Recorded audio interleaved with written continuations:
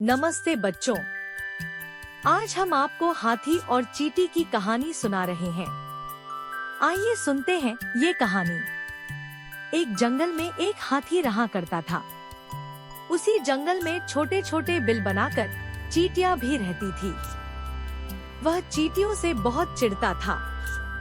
अक्सर हाथी उनका अपमान कर देता था।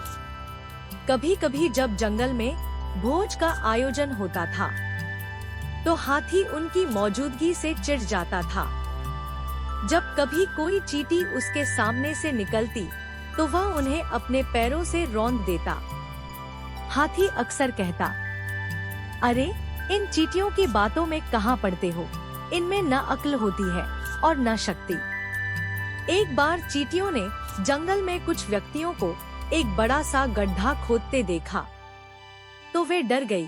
काफी बड़ा गड्ढा खोदे जाने पर चींटियों ने देखा कि उन व्यक्तियों ने उसे घास-फूस और बांस की टहनियों से ऐसा ढका कि वह फिर से जमीन मालूम पड़ने लगी।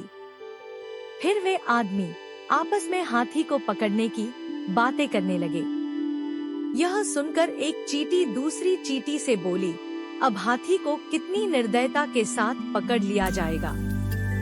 दूसरी बोली, हमें कुछ सोचना चाहिए, अपनी सूझबूझ दिखाने का यही सही मौका है। तीसरी बोली, हाँ, हम अपनी अक्ल से यदि हाथी को बचा सके तो कितना अच्छा हो।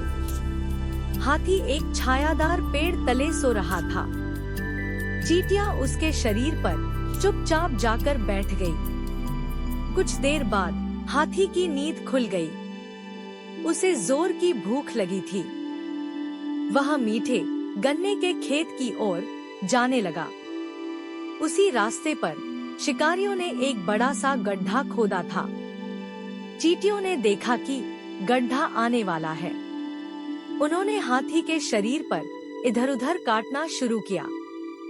हाथी कभी पैर पटकता तो कभी सूंड उठाकर चिल्लाता, चिंघाड़ता, पर हाथी फिर भी उसी रास्ते पर चलता रहा। हाथी को गड्ढे की तरफ जाता देखकर चींटियां उसे और जोर से काटने लगी। तब वह तिलमिलाकर दूसरे रास्ते पर दौड़ने लगा। पेड़ पर बैठे शिकारी यह सब देख रहे थे।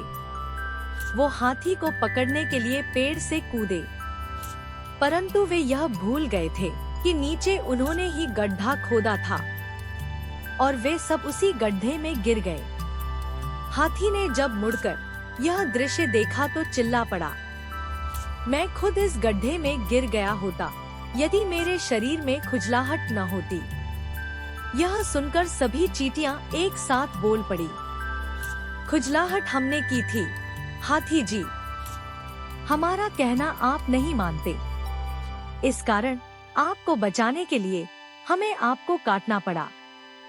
हाथी ने कहा, मुझे क्षमा कर दो नन्ही चींटियों, मैं तुम्हें मूर्ख और जाने क्या क्या कहता था।